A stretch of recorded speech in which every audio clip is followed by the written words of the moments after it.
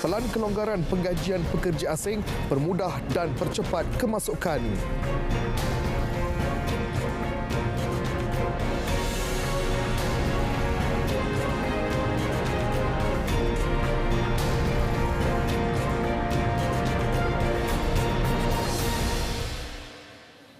Salam sejahtera dan salam Malaysia Madani. Anda bersama saya Muhammad Asami, Berita Parlimen.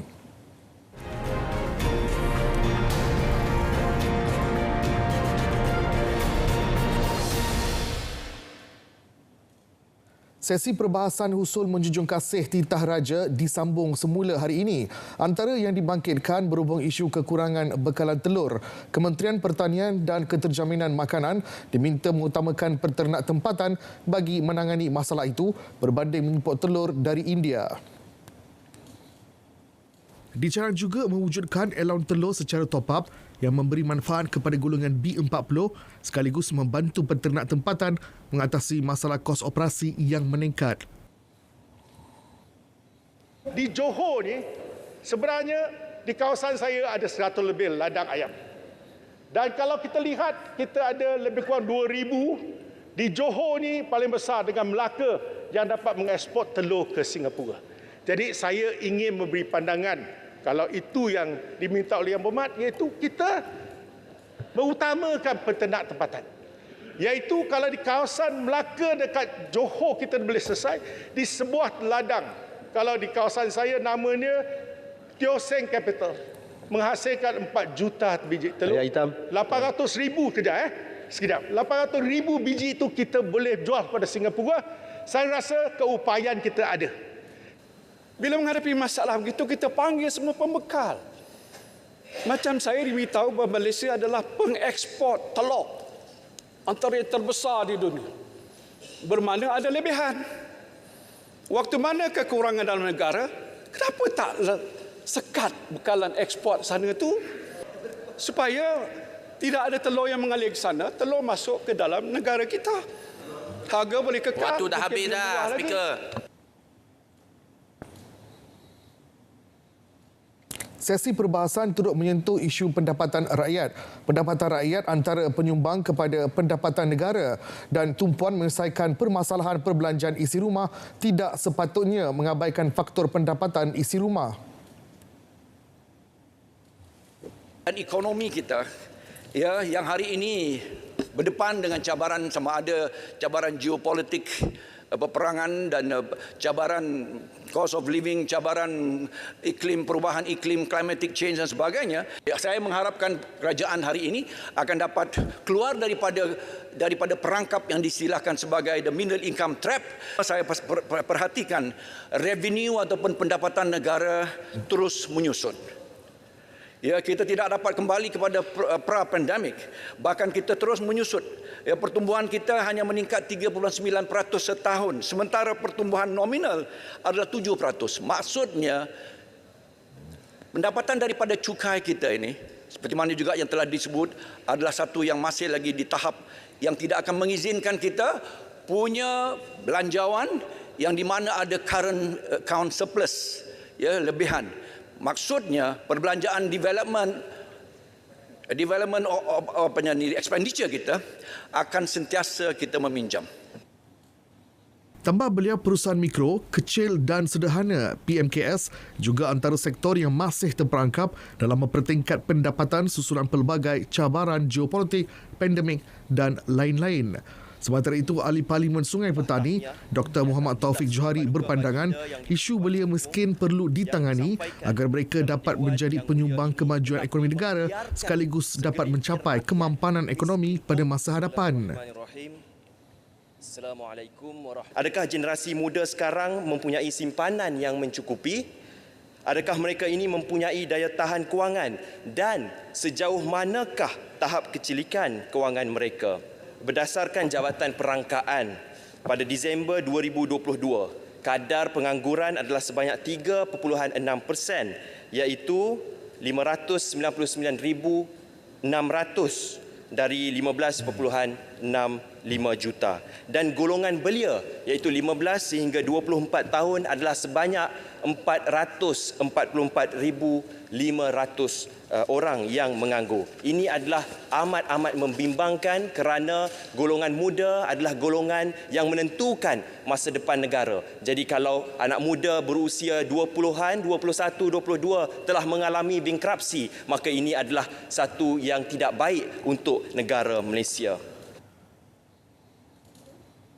Agenda kesihatan perlu diberi prioriti utama bagi memastikan kesejahteraan fizikal dan mental seluruh rakyat terjamin. Ia memerlukan pengukuhan sektor kesihatan awam yang bukan sahaja hanya tertumpu kepada infrastruktur semata-mata tetapi pendekatan secara holistik. Bukan hanya sekadar infrastruktur yang saya sebutkan tadi, tetapi juga melibatkan soal keperluan tenaga, doktor, jururawat, paramedik, kumpulan sokongan yang harus dilihat bagaimana keperluan hari ini sudah tidak sama mungkin dengan 10 ataupun 20 tahun yang lalu, ataupun kemudahan-kemudahan yang lain untuk diagnosis, kemudahan peralatan. Ini harus dilihat secara keseluruhan. Sebab tu saya kira realitinya mungkin bukan sahaja di Selangor sebagai sebuah negara maju, tetapi di negeri-negeri yang lain. Perlunya peningkatan perkhidmatan termasuklah di hospital-hospital ini supaya akhirnya masa menunggu itu dapat dipendekkan dan rakyat dapat diberikan perkhidmatan yang terbaik. Kesannya, kebanyakan pekerja kesihatan sekarang mengalami burnout, letih, kecewa, dan semakin hari kita mendengar ura-ura kemungkinan akan berlaku satu hatal yang dialahkan untuk menunjukkan ketidakpuashatian. Maka saya berharap kerajaan perpaduan akan mengakui dan mengambil serius isu-isu yang penting ini dan bukan saja melibatkan Kementerian Kesihatan tetapi merentasi hampir semua agensi dan kementerian kerajaan. Ahli Parlimen Jelebu, Datuk Seri Jalaluddin Alias pula membahaskan isu kekurangan guru di sekolah. Ia sekaligus menjejaskan perkhidmatan pendidikan yang diperlukan murid-murid di sekolah. Itu adalah isu kekurangan guru yang sedikit sebanyak yang saya telah kumpulkan segala maklumat adalah merupakan antara isu yang boleh menjadi seperti time bomb yang akan meletus pada bila-bila masa yang akan mendatangkan masalah kepada generasi muda kita. Kerana isu ini, Datuk Indah Petua, saya pun tak nampak kenapa Kementerian Pendidikan tak boleh selesai lama. Daripada menteri, satu menteri kepada menteri yang lain sampai last kepada Putrajaya, nak ambil 18,000 guru, masuk 18, lantik cuma 8,000. Tapi satu usaha yang baik, kemudian sampai sekarang tak ada. Kemudian waran lantikan. Lebu, itu saya nak kena betulkan tu. Daripada 18,000 tu kita dapat lebih daripada 88%, lebih 16,000. Usaha yang baik. Itu fakta. Ya, cumanya Datuk Yang Petua, waran ada untuk buat lantikan guru tetapi untuk memenuhkan lantikan waran ini tak dibuat oleh kementerian. Beliau mengambil contoh di Negeri Sembilan, waran yang dikeluarkan bagi pengambilan guru sekolah rendah hampir 242,000, namun yang dilantik hanya 232,000.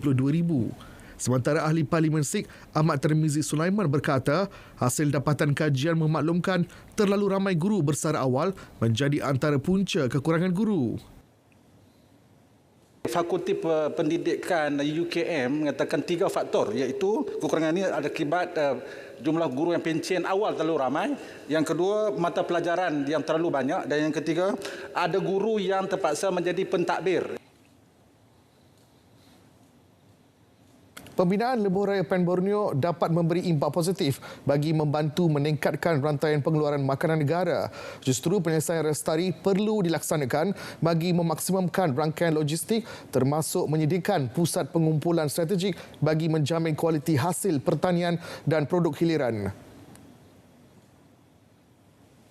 Bagi Sabah dan Sarawak, dengan siap sepenuhnya Pen Borneo Highway, mungkin sudah tibanya masa pihak bertanggungjawab sama ada di peringkat negeri atau wilayah membuat penyelidikan secara spesifik bagaimana dapat memanfaatkan sepenuhnya Pen Borneo untuk membantu sektor pertanian dan pengeluaran makanan ini dengan mengoptimumkan rangkaian logistik di kedua-dua negeri ini.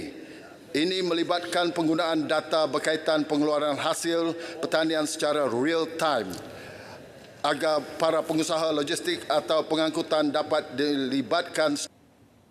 Sementara itu, demi manfaat untuk rakyat, kerajaan diminta meneruskan projek strategik di negeri ditadbir pembangkang walaupun berbeza parti politik. Banyak projek-projek strategik yang bersifat infra yang boleh menjadi pemangkin ekonomi negara dan negeri telah diluluskan dalam RMK ke-12. Antaranya, Lebuh Raya Kota Baru ke Kuala Krai, pembinaan infra kawasan industri bersepadu berasaskan IBS di Sungai Bagan Labuk Macang, dan juga projek-projek lain yang mampu menjana pertumbuhan ekonomi negeri dan negara. Bagi memastikan kestabilan politik, Kerajaan Negeri Sabah digesa segera membentangkan rang undang-undang anti lompat parti di DUN negeri. Tindakan itu bertujuan memastikan tiada lagi mana-mana adun melompat parti hingga berlaku pergolakan politik di Sabah sekaligus memberi impak kepada pentadbiran negara. Ini dah lama sejarah di Sabah ini. Ya. Dah lama ada budaya seumpama ini. Pasal itu saya minta dan cadangkan kepada pemerintah supaya secepat yang mungkin undang-undang anti lompat di Peringkat Sabah ini dapat dilaksanakan secepat mungkin supaya tidak berlaku rentetan suasana politik yang tidak menentu di negara kita. Dalam pada itu, Ahli Parlimen Kota Melaka Ho Pui Tiong berharap peruntukan sama rata juga dapat diberikan kepada wakil pembangkang demi manfaat rakyat. Peruntukan itu bertujuan mengukuhkan tabir urus di kawasan masing-masing selain mewujudkan sistem yang lebih adil dan terbuka agar tiada penyelewengan. Saya menyeru supaya kita luluskan satu akta peruntukan pembangunan kawasan parlimen. Tujuannya supaya kita adakan satu sistem yang baik di mana peruntukan ahli parlimen dijadikan satu ketetapan di bawah undang-undang. Maka tidak kiralah masa akan datang siapa jadi kerajaan, siapa jadi pembangkang ataupun apabila kerajaan tukar, semua ahli parlimen akan mendapat peruntukan. Jadi pada masa yang sama, akta ini, saya percaya kalau adanya akta ini, dia dapat mengukuhkan juga urus tadbir peruntukan ahli parlimen. Sesi perbahasan turut mendengar cadangan Ahli Parlimen Ampang berkenaan isu tanah runtuh.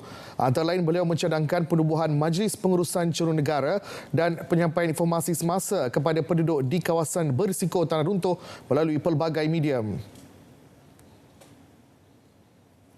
Persediaan ataupun usaha untuk mencegah lebih awal. Ya, banyak sebenarnya tindakan-tindakan yang boleh kita lakukan bagi mengelak ianya berlaku. Masalah sekarang kita hanya bercakap tentang isu penyelenggaraan cerun dan sebagainya ini, kita fokus kepada hanya agensi kerajaan, tetapi ada juga tanggungjawab peribadi, individu ataupun syarikat-syarikat yang mempunyai tanah-tanah pembangunan yang perlu juga diberikan tindakan ataupun diingatkan tentang peranan mereka. Saya ingin mengusulkan kepada Yang Amat Berhormat Perdana Menteri agar sebuah jawatankuasa kabinet segera dapat dibentuk yang akan membentangkan satu kertas putih ke arah penubuhan Majlis Pengurusan Cerun Negara berteraskan pelan induk cerun negara bagi tujuan pengurusan pemeliharaan dan pemulihan kawasan, dan juga seterusnya akan menempatkan atau memperuntukkan keuangan yang sesuai dengan. Baik, sesi perbahasan menjadi gamat seketika apabila Ahli Parlimen Hulu Langat Muhammad Sani Hamzan menyelar Ahli Parlimen Pagoh Tan Sri Muhyiddin Yassin. Muhammad Sani menganggap Ahli Parlimen Pagoh memberi kenyataan berbau fitnah. Nak kritik ni Pagoh, tak ada masalah. Kritiklah, hentamlah, bantailah, tak ada masalah. Kita boleh terima. Tapi yang isunya macam semalam disebutkan, 3 budak perempuan. Soal buat fitnah ni tak kira budak lelaki ke, budak perempuan ke, orang tua ke, orang muda ke. Kalau fitnah kita tak boleh terima. Nak kritik, nak hentam. Tak, yang tak puas hati bangunlah, bangun. Pergi makan ubat. Tak, ini peluang saya, bagilah saya nak cakap. Bagi saya bercakap. Speaker, apa ni? Ulu Langat kena ajukan. Ulu Langat duduklah. Duduklah Ulu Langat. Ajukan soalan perlawanan. Apa soalan? Itu saya nak katakan, nak kritik boleh kritik, tapi isunya sekarang ni masalah sebelah sana buat fitnah yang memang tak betul. Fitnah yang buat fitnah. Keselamatan negara. Ulu Langat yang buat fitnah. Masalah Perikatan Nasional ni. Masalah Perikatan Nasional ni. Ulu Langat. Buat fitnah. Terima kasih. Mas Ahmad.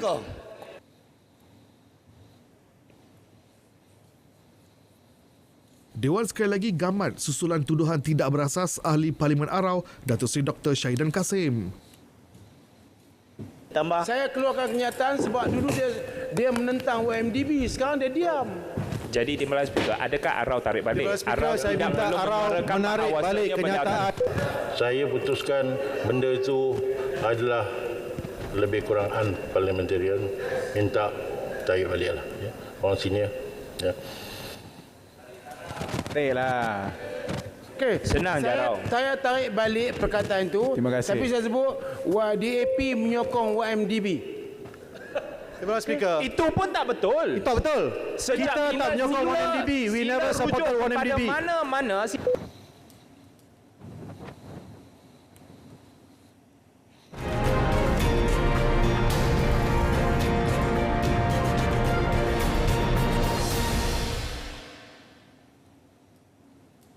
Baik, Kementerian Kemajuan Desa dan Wilayah KKDW menggariskan 8 strategi utama melibatkan 16 program untuk memperkasa golongan belia luar bandar. Antaranya program Start Right PSR serta pendidikan teknikal dan latihan vocational TVET yang menjadi antara pilihan utama pendidikan dan kerjaya belia luar bandar. Perkara-perkara ini termasuklah pemberkasaan TVET itu sendiri, di mana kita telah memperkenalkan TVET Junior, TVET Tahfiz, khususnya untuk pelajar-pelajar Tahfiz yang diberikan kursus-kursus keterampilan. Begitu juga dalam tekno usahawan TVET, pendigitalan TVET dan beberapa kerangka kursus yang dicernakan mengikut permintaan pasaran. Tambahnya, kolaborasi dengan kementerian lain untuk mendekati permasalahan desa ini turut dilaksanakan sebagai langkah untuk mengelakkan kerja dalam silo. Datuk Seri Dr. Ahmad Zahid menjawab pertanyaan Ahli Parlimen Parit Sulong, Datuk Seri Dr. Noraini Ahmad. Untuk meningkatkan ekonomi tanpa hanya bergantung kepada ekonomi tradisional. Dalam masa sama, kebolehpasaran pendidikan teknikal dan latihan vocational TVET meningkat kepada 90.4%. Kebolehpasaran TVET di bawah KKDW meningkat pada puratanya 90.4%. Artinya mereka yang mendapat kursus TVET ini yang masuk ke pasaran guna tenaga berada di tahap 90.4%. Artinya kebolehpasaran itu adalah berdasarkan kepada permintaan daripada pasaran guna tenaga dan kursus yang dibuat ke arah itu. Beliau yang menjawab pertanyaan tambahan Ahli Parlimen Kuala Krai, Abdul Latif Abdul Rahman, turut memaklumkan kursus dan latihan TVET akan meningkatkan lagi kemahiran dan selaras dengan permintaan semasa. Sementara itu, KKW terbuka menjalin kerjasama dengan semua pihak bagi mendepani pemugaran dan rekayasa sosial di luar bandar. Di mana kita telah melakukan pembengkelan dengan memperincikan apakah dia quick wins, pencapaian segera yang boleh kita lakukan. Terdapat 22 quick wins yang telah kita gariskan dan terdapat 19 game changers atau perubahan-perubahan yang telah kita lakukan dan pelaksanaan dibuat dalam sesingkat waktu yang mungkin. Semua game changer dan quick wins ini diukur secara empirikal, di mana yang penting bukan dari segi output, berapa banyak program yang dilakukan, tetapi kita melihat dari segi keberkesanan kepada program itu atau outcomes-nya. Beliau menjawab pertanyaan Ahli Parlimen Pasir Putih, Datuk Dr. Nik Zawawi Saleh. Masalah kekurangan pekerja asing dijangka dapat diatasi dalam tempoh 3 bulan dengan pelaksanaan pelan kelonggaran penggajian pekerja asing. Jelas Menteri Sumber Manusia V. Sivakumar, pelaksanaan pelan tersebut juga menyelesaikan proses kelulusan permohonan kota pekerja asing termasuk kelulusan penggajian. Di bawah plan kelonggaran pengajian pekerja asing, majikan-majikan yang memerlukan pekerja asing dibenarkan untuk menggajikan pekerja asing dari 15 negara sumber tanpa melalui prasyarat kelayakan penggajian dan kelayakan kuota yang dikenakan sebelum ini. Termasuk pengecualian proses temuduga oleh agensi kawal selia AKS. Di samping itu, pengiklanan kekosongan jawatan di portal My Future Jobs juga telah dikecualikan berkuat kuasa serta-merta. Kementerian Sumber Manusia akan memproses dan memberi kelulusan permohonan penggajian pekerja asing dalam tempoh 3 hari bekerja daripada tarikh permohonan diterima. Pelan tersebut telah bermula pada 17 Januari sehingga 31 Mac 2023 bagi sektor kritikal seperti pembuatan, pembinaan, perladangan, pertanian dan perkhidmatan.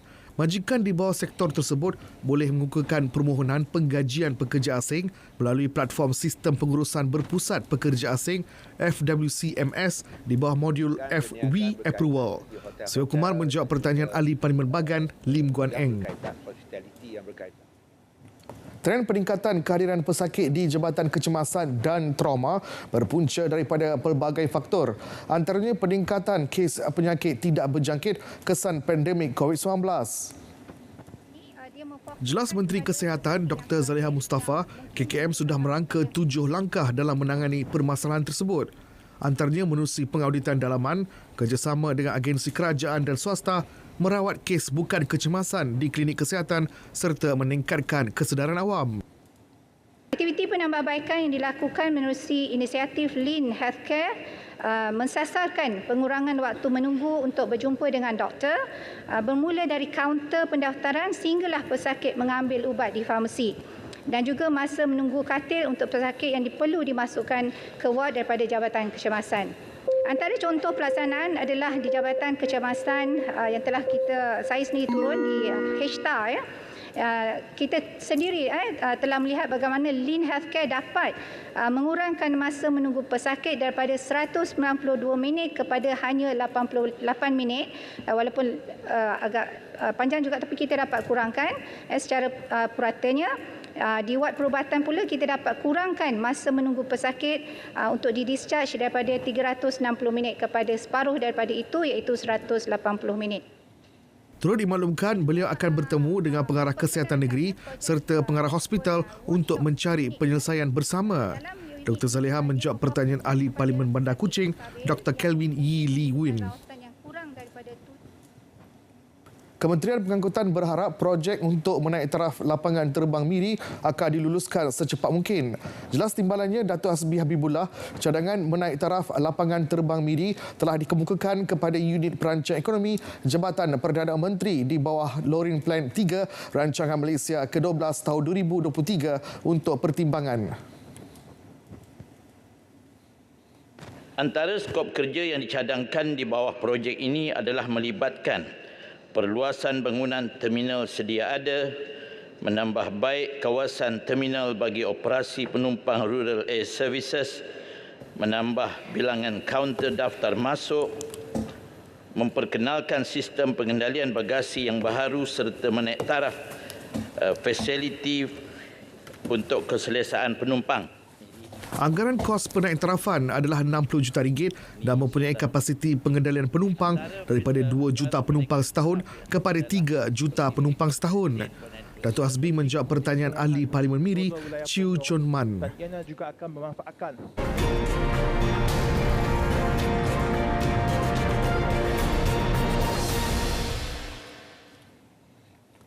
Baik, Yang di-Pertua Dewan Rakyat Datuk Johari Abdul sekali lagi memberi peringatan kepada ahli parlimen supaya mengelakkan penggunaan perkataan yang tidak berparlimen dalam persidangan. Malah tindakan tegas akan dikenakan kepada ahli parlimen yang gagal mematuhi peraturan. Saya telah mengadakan perjumpaan dengan Ketua WIP Kerajaan, Ketua Pembangkang, Pengerusi Backbencher dan Ketua WIP Perikatan Nasional mengenai perjalanan dan beberapa pembaharuan dalam persidangan Dewan Rakyat. Antara perkara yang telah disetujui adalah seperti berikut. Pertama, ahli parlimen memberi komitmen yang tinggi mereka untuk mempertahankan peraturan Majlis Mesyuarat Dewan Rakyat dalam memastikan perkataan yang berbau perkauman, menghina serta unparliamentary tidak digunakan oleh ahli yang berhormat.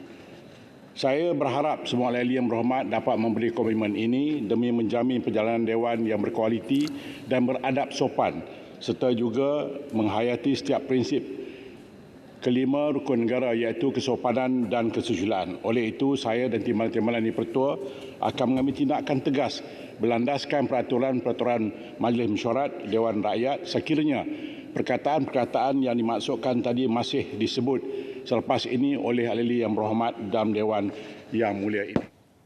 Ahli parlimen yang melanggar peraturan termasuk membuat kenyataan berbau seksis dalam sidang berisiko berdepan tindakan penalti sehingga RM10,000. Sebelum ini, Perdana Menteri Datuk Seri Anwar Ibrahim turut meminta ahli parlimen supaya mengelakkan penggunaan perkataan yang tidak sesuai serta membawa ketegangan dalam parlimen.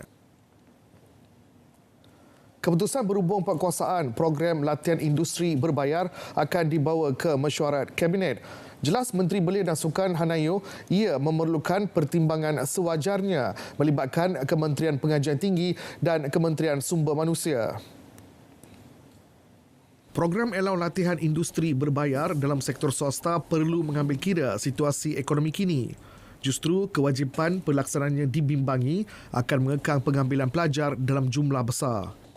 Yang ini saya akan bangkitkan dalam kabinet di mana saya rasa Kementerian Pengajian Tinggi dan juga Sumber Manusia kita perlu mempunyai lebih banyak lagi perbincangan pros and cons bagaimana kita nak perluaskan ke sektor swasta. Tapi kita mengambil maklum bahawa buat masa ini, masa itu tidak sesuai. Baik, berita parlimen berakhir di sini. Dapatkan perkembangan sahih sepanjang masa melalui portal berita rtm.gov.my. Yang sahih di RTM, salam sejahtera dan salam Malaysia Madani.